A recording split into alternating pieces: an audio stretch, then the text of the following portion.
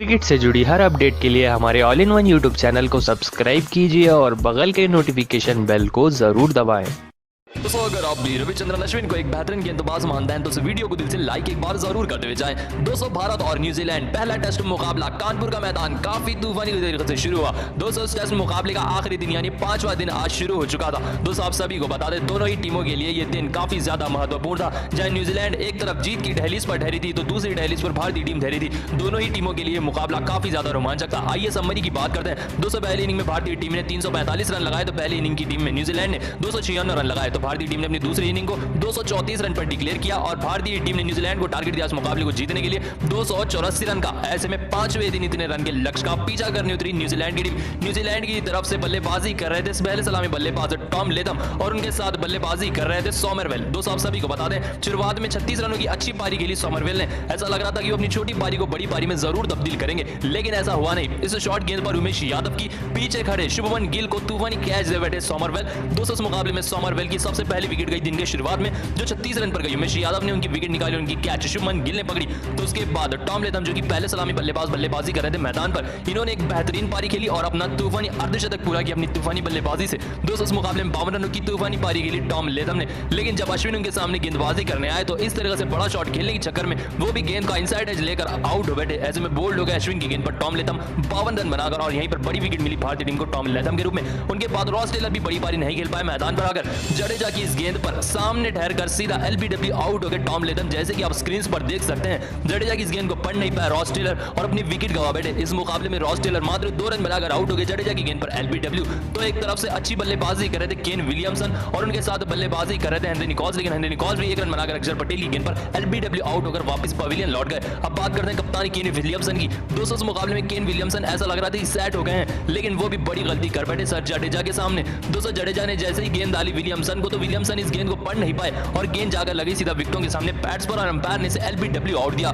दोस्तों आप सभी को बता दें इस मुकाबले में कप्तान विलियमसन मात्र 24 रनों की पारी खेल जडेजा की इस गेंद पर आउट हो गए और यहीं से ऐसा लग रहा था कि न्यूजीलैंड की जीत की उम्मीदें भारतीय टीम में पूरी तरह से तोड़ कर रख दी इस तूफानी मुकाबले में। उनके बाद और विकेटों का पतंग जारी रहा न्यूजीलैंड की तरफ से। दोस्तों आप सभी को बता दें टॉम ब्लंटन भी इस मुकाबले में बड़ी पारी नहीं खेल पाए और इस मुकाबले में वो भी अश्विन के हाथों पूरी तरह से बोल्ड हो बैठे। ऐसे में दोस्तों आप सभी को बता दें उनके बाद सऊदी आए थे मैदान पर बल्लेबाजी करने के लिए। अभी भी न्यूजीलैंड को 16 ओवर टिकने थे इस मुकाबले में जीतने के लिए, लेकिन विकेटें भारतीय टीम को सिर्फ 3 चाहिए थी। ऐसे में सऊदी की बड़ी विकेट निकाली सर जडेजा ने। दोस्तों सऊदी भी इस मुकाबले में 4 रन बनाकर आउट हो गए। ऐसे में दोस्तों आप सभी को बता दें भारतीय टीम काफी ज्यादा आगे आ चुकी थी जीत के लिए, जहां भारतीय टीम को सिर्फ और सिर्फ एक ही विकेट चाहिए था जीतने के लिए। ऐसे में दोस्तों आप सभी को बता दें क्रीज पर आए राजेंद्र रविंद्र बल्लेबाजी करने के लिए। उन्होंने इस मुकाबले में अच्छी पारी खेली और अंत तक भारतीय टीम के गेंदबाजों का सामना किया और दूसरे एंड से बल्लेबाजी कर रहे थे एजाज पटेल। दोस्तों ये एक ऑफ स्पिनर है और दोनों ही टेल हैंडरों ने भारतीय टीम के गेंदबाजों के खिलाफ संघर्ष जारी रखा है तूफानी मुकाबले में। अंत में न्यूजीलैंड को 4 ओवर खेलने थे दिन को खत्म करने के लिए और इस मुकाबले को ड्रॉ करने के लिए, और भारतीय टीम को सिर्फ एक विकेट चाहिए थी इस मुकाबले में जीतने के लिए। लेकिन अंत तक एजाज पटेल ने भी बेहतरीन बल्लेबाजी की और इस मुकाबले में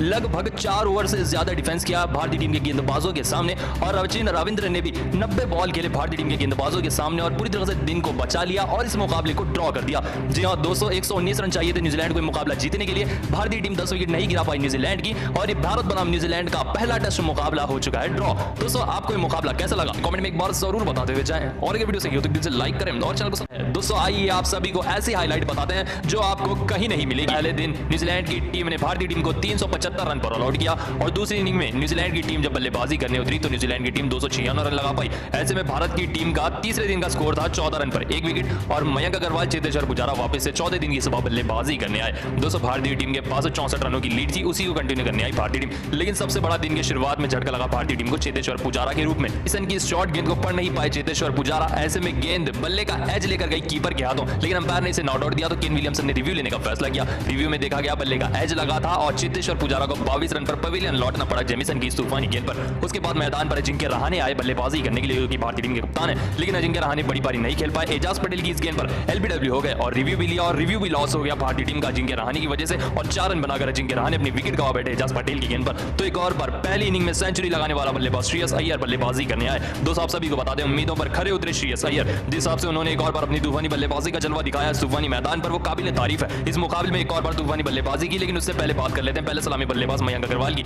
जो पारी अच्छी खेल रहे थे, लेकिन 17 रन पर सऊदी की इस गेंद पर पीछे का एक फील्डर को एज देकर मयंक अग्रवाल भी 17 रन बनाकर आउट हो गया और 51 रन पर 4 बड़े विकेट चल गए थे भारतीय टीम के। उसके बाद श्रेयस अय्यर का साथ देने सर जडेजा है, लेकिन ये भी बड़ा झटका लगा भारतीय टीम को। दोस्तों सऊदी की इस गेंद को पढ़ नहीं पाए सर जडेजा और बैट्स पर लग गई गेंद। ऐसे में दोस्तों आप सभी को बता दें जडेजा ने भी रिव्यू लिया और ये भी रिव्यू भारतीय टीम के लिए खराब साबित हुआ। जडेजा मात्र 0 रन बनाकर आउट हो गए। ऐसे में भारतीय टीम के रिव्यू भी समाप्त हो गए। उनके बाद अश्विन ने एक अच्छी पारी खेली। दोस्तों आप सभी को बता दें इस मुकाबले में अश्विन ने 32 रनों की पारी खेली, वो जेमिसन की गेंद पर बोल्ड होकर आउट हो बैठे। तो आइए आप बात कर लेते हैं श्रेयस अय्यर की। दोस्तों इस मुकाबले में श्रेयस अय्यर ने एक और बार अपनी बेहतरीन बल्लेबाजी का जलवा दिखाया और तूफानी अर्धशतक ठोका। 265 रन की पारी खेली श्रेयस अय्यर ने इस मुकाबले में, लेकिन सऊदी की इस शॉर्ट गेंद पर पीछे शॉट खेलने के चक्कर में पीछे खड़े फील्डर को यानी विकेट कीपर को कैच दे बैठे। जब रिव्यू में देखा गया तो बल्ले को एज लेकर जा रही थी गेंद, जिसमें श्रेयस अय्यर को 65 रन पर वापस पवेलियन जाना पड़ा और यहीं पर 7 बड़े विकेट चले गए भारतीय टीम के 167 रन पर। ऐसे में उसके बाद साहा ने भी अच्छी बल्लेबाजी की। दोस्तों आप सभी को बता दें वृद्धिमान साहा है मैदान पर बल्लेबाजी कर भारतीय टीम को इस मुकाबले में एक और बार कमबैक करा है वृद्धिमान साहा ने।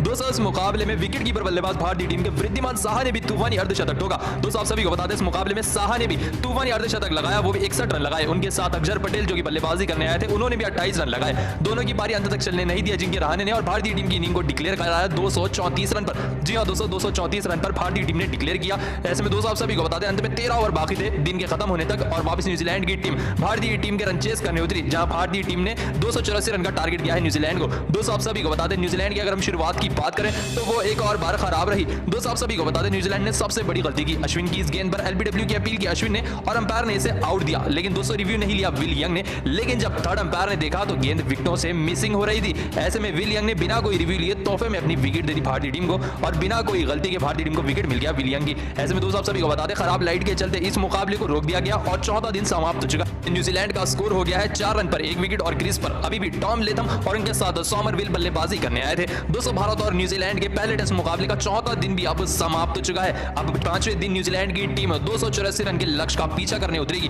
दोस्तों पूरी समरी आपके सामने है, जैसे कि आप देख सकते हैं 5वें दिन न्यूजीलैंड को जीत के लिए चाहिए 280 रन। जी हां दोस्तों इस टेस्ट मुकाबले के आखिरी दिन न्यूजीलैंड को भारतीय टीम को हराने के लिए 280 रन जैसा बाहर जैसा लक्ष्य चेस करना है और देखना यह होगा कि क्या न्यूजीलैंड इतना रन चेस कर पाती है या भारतीय टीम के सभी गेंदबाज न्यूजीलैंड के सभी विकेट्स ले सकते हैं और न्यूजीलैंड को ऑल आउट कर इस तूफानी मुकाबले को अपने नाम कर सकते हैं। दोस्तों आपको क्या लगता है कौन सी तरफ ये पहला मुकाबला झुकेगा? इसका जवाब हमें कमेंट में एक बार जरूर बताएं। दोस्तों भारत बनाम न्यूजीलैंड की इस T20 श्रृंखला का पहला टेस्ट मुकाबला काफी बेहतरीन तरीके से जा रहा है, जहां दोनों ही टीमें आमने सामने आई हैं और दोनों ही टीमें काफी ज्यादा जोश में नजर आ रही हैं। दोस्तों आप सभी को बता दें न्यूजीलैंड की तरफ से बल्लेबाजी बेहतरीन हुई, तो वहीं अजिंक्य रहाणे ने अपनी कप्तानी से न्यूजीलैंड को पानी पिलाकर रख दिया। दोस्तों आप सभी को बता दें इनके पास न्यूजीलैंड के कप्तान केन विलियमसन भी अच्छी कप्तानी कर रहे हैं। ऐसे में दोस्तों आप सभी को बता दें इस तूफानी लड़ाई में अब देखना ये होगा कि कौन सी टीम अंतिम दिन में विजय बनती है। दोस्तों आप सभी को बता दें भारत बनाम न्यूजीलैंड के पहले टेस्ट मुकाबले का तीसरा दिन आपको बताते हैं। दोस्तों तीसरे दिन के अंदर भारतीय टीम बल्लेबाजी करने आई थी और भारतीय टीम की पहली विकेट गई शुभमन गिल के रूप में, जिनकी विकेट काइल जेमिसन ने निकाली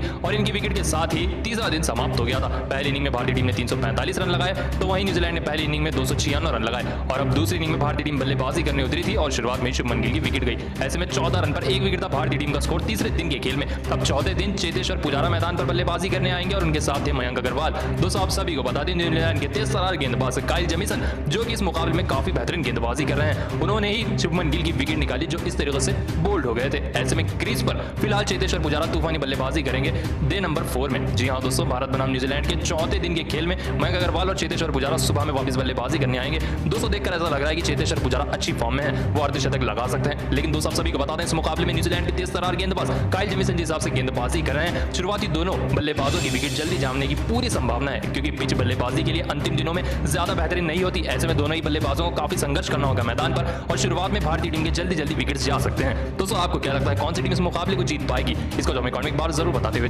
दोस्तों भारत और न्यूजीलैंड का पहले टेस्ट मुकाबले का तीसरा दिन भी समाप्त हो चुका है। दोस्तों जैसे जैसे दिन बढ़ते जा रहे हैं ये टेस्ट मुकाबला काफी ज्यादा रोमांचक होता जा रहा है। तो आइए आप सभी को बताते हैं तूफानी मुकाबले की पूरी हाईलाइट जो आपको कहीं नहीं मिलेगी।